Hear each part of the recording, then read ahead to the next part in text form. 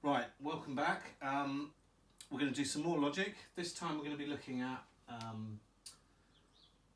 a thing called sends. And what we're going to be doing is exploring what a bus and what a send is, what an auxiliary channel is. All very complicated it sounds, but it's not.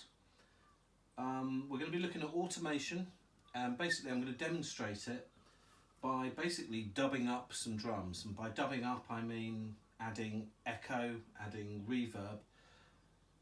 The difference being, rather than just putting delay on the drums and making it go bat, bat, bat, bat, bat, bat, bat, all out of control, we're actually going to be precisely automating and controlling where we're going to put the reverb, where we're going to put the delay.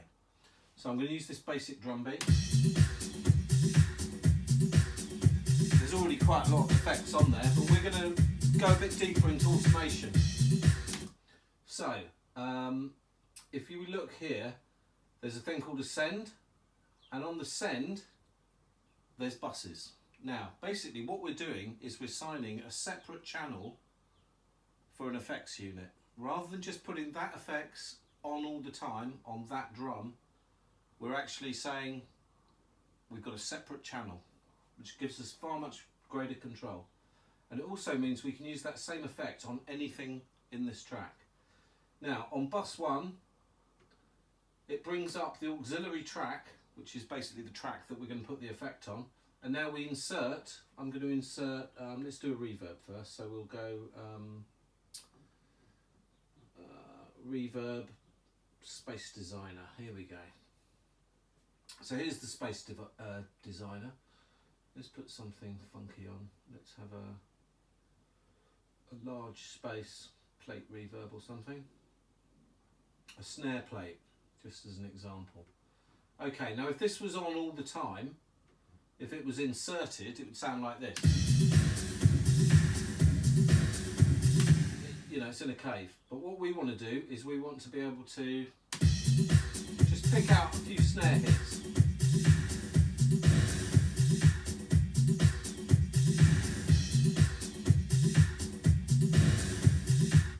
Okay, we're going to dub it up.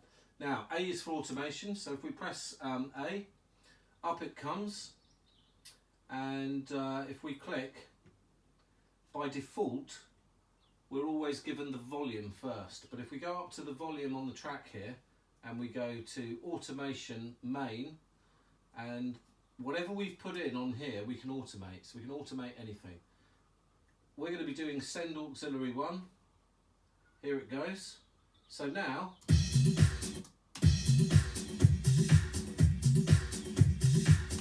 I'm going to put the snare on one of these big hits here,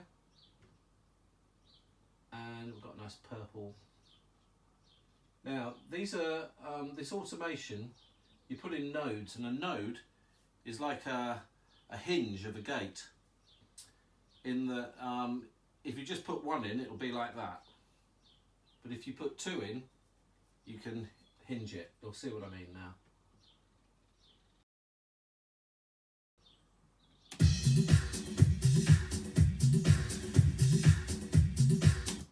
So there it is. Let's have it really exaggerated so you can hear it. Obviously this is the slope, so I can tone it down a bit with that. And I have got a little over the top.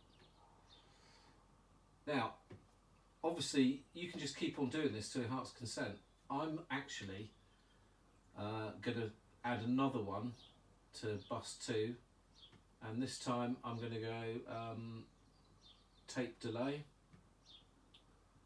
and I've got myself an echo unit here, so let's put something like a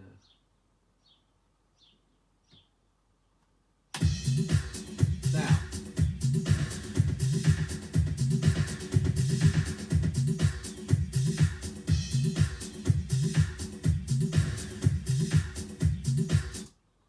I'm going to put another reverb in there, can't resist it.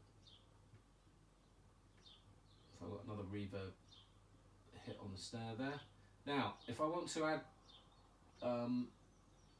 some delay, I've got to go off the send of auxiliary 1 up to my main, get on to auxiliary 2, and this is where I can start adding delay. So I'm going to start just putting some nodes in, and there we go.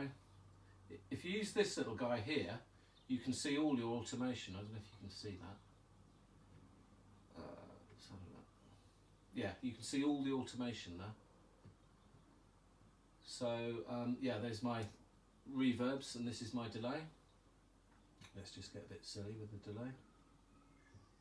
And the great thing about Logic is it's a pro app. You can do exactly what you want with it. You can just keep going. As long as your Mac can handle it, which I'm sure it can.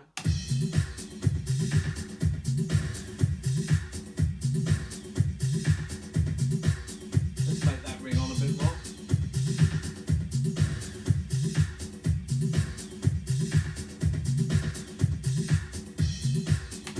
So there you got it. Dubbing it up, adding reverb to snares. You can do this to anything you want. You can put it on a vocal, separate drum tracks. You can do whatever you want with it. A is for automation.